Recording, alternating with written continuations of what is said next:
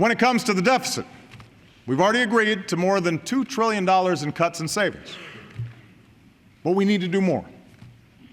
And that means making choices. Right now, we're poised to spend nearly $1 trillion more on what was supposed to be a temporary tax break for the wealthiest 2% of Americans. Right now, because of loopholes and shelters in the tax code, a quarter of all millionaires pay lower tax rates than millions of middle-class households. Right now, Warren Buffett pays a lower tax rate than his secretary.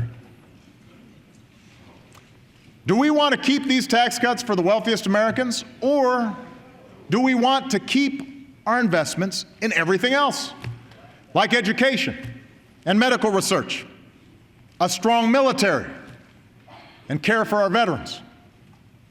Because if we're serious about paying down our debt, we can't do both. The American people know what the right choice is. So do I.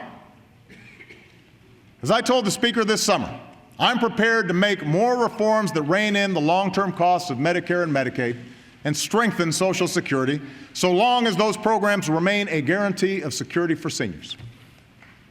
But in return, we need to change our tax code so that people like me and an awful lot of members of Congress pay our fair share of taxes.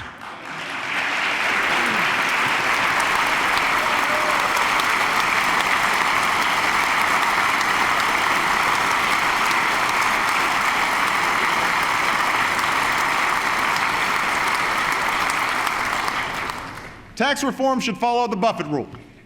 If you make more than $1 million a year, you should not pay less than 30% in taxes.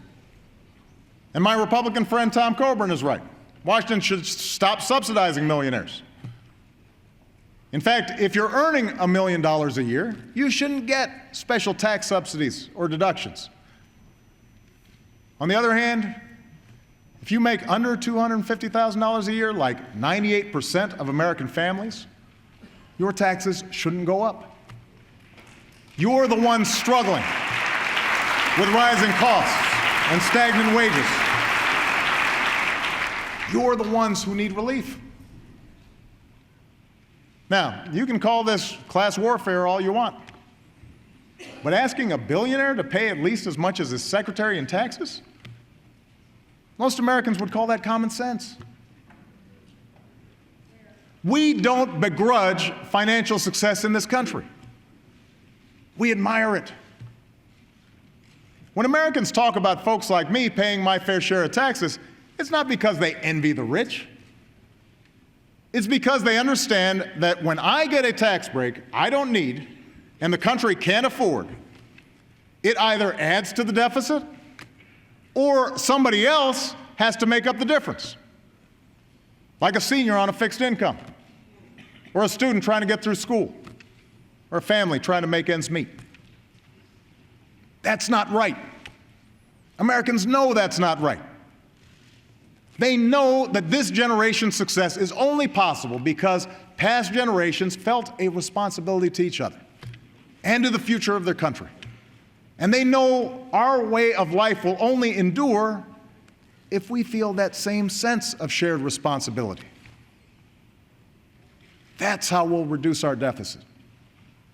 That's an America built to last.